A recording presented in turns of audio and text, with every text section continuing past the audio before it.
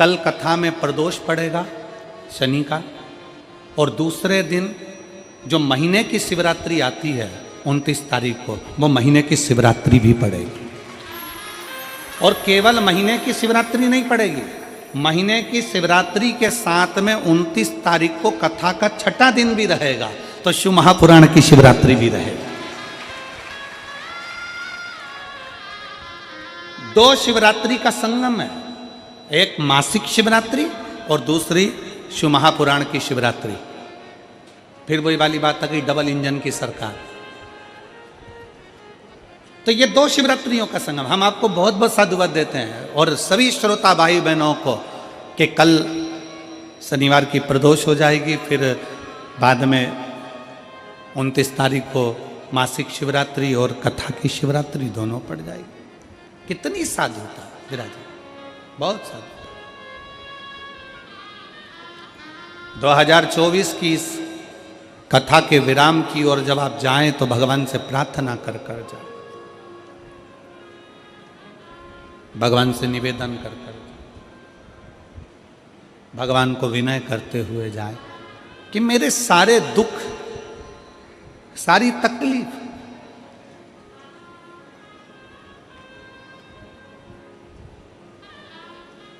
सारे कष्ट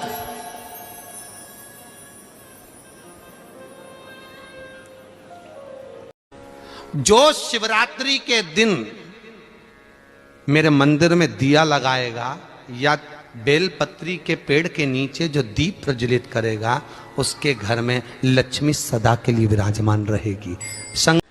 हर महीने की जो शिवरात्रि आती है, मासिक शिवरात्रि जो आती है, आप 12 महीने का नियम बनाओ कि मैं 12 महीने की शिवरात्रि का व्रत करूं ना करूं।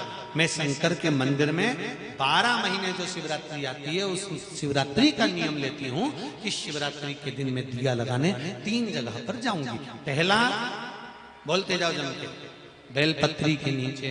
दूसरा, शंकर भगवान के मंदिर में या शिव मंदिर की चौखट पर। तीसरा, आंवले के वृक्ष के नीचे। ये 3 जगह पर आप प्रणाम कर कर, झोली पसार कर बाबा देवाधिदेव महादेव, माता लक्ष्मी और पार्वती के नाम से दिया लगाना प्रारंभ कर दीजिए। 3 महीने की शिवरात्रि पूरी हो, ये निश्चित है अगला पत्र आपका इस जगह पर मिलेगा कि बाबा ने मेरा ये कार्य किया। जो शिवरात्रि के दिन मेरे मंदिर में दिया लगाएगा या बेलपत्री के पेड़ के नीचे जो दीप प्रज्वलित करेगा, उसके घर में लक्ष्मी सदा के लिए विराजमान रहेगी।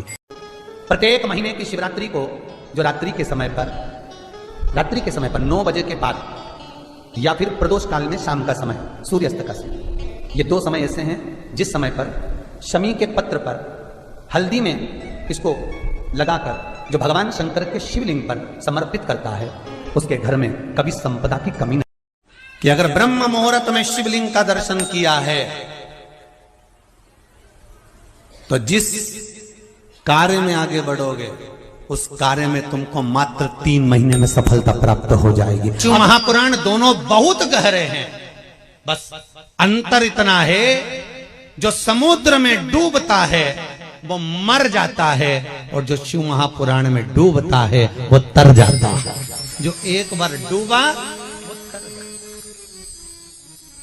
जो शंकर के संवाद में, शंकर की कथा में जो डूबता है वो तर रहा।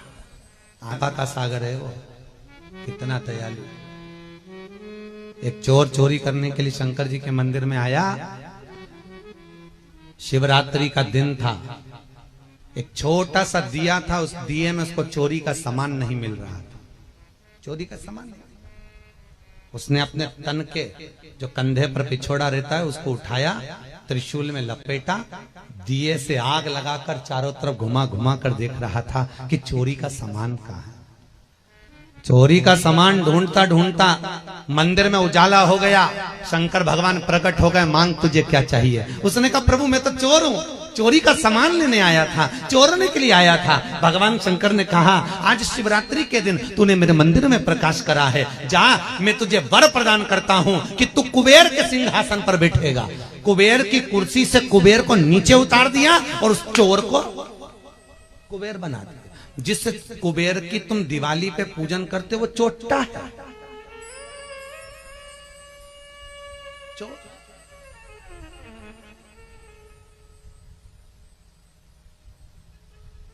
कितना बड़ा उदार, कितना कृपा का सागर, बहुत भोला ऐसा, एकदम सीधा साधा। एक लोटा पानी ले जाओ, चढ़ा के आ जाओ, 3 बार ताली बजा दो, बम बम बोल दो। अगर मौका मिल जाए, एक बेलपत्र, एक बेलपत्र, एक धतूरा, धतूरा जानते हो? अरे बोलो तो जम के, जानते हो ना? एक बेलपत्र, एक धतूरा, एक शमी पत्र। शमी पत्र कितना? एक बेलपत्र, एक धतूरा, एक शमी पत्र और एक सफेद पुष्प,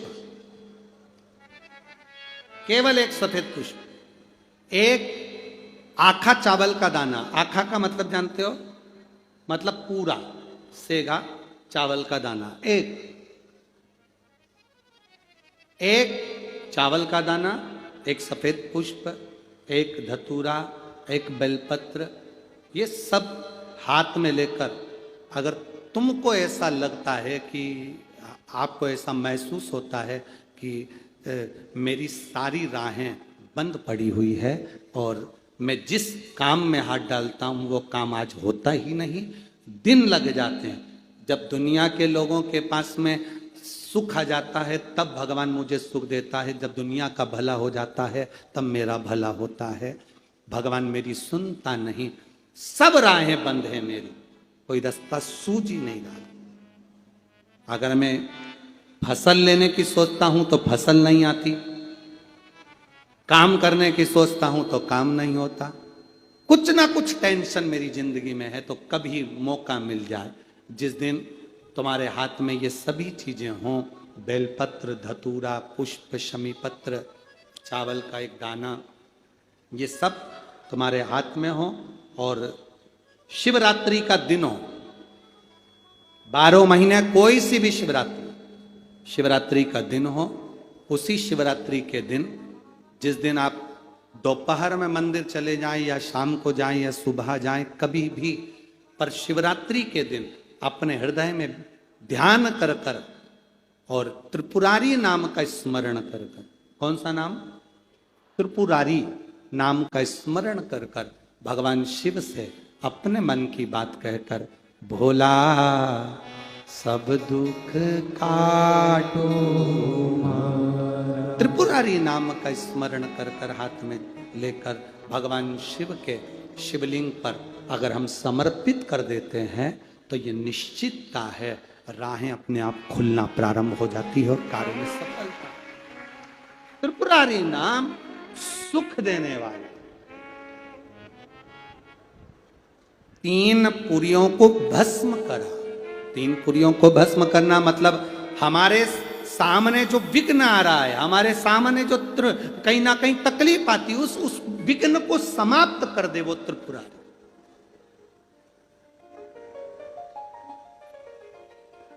हमारे विघ्न को जो समाप्त कर दे वो त्रिपुरारी।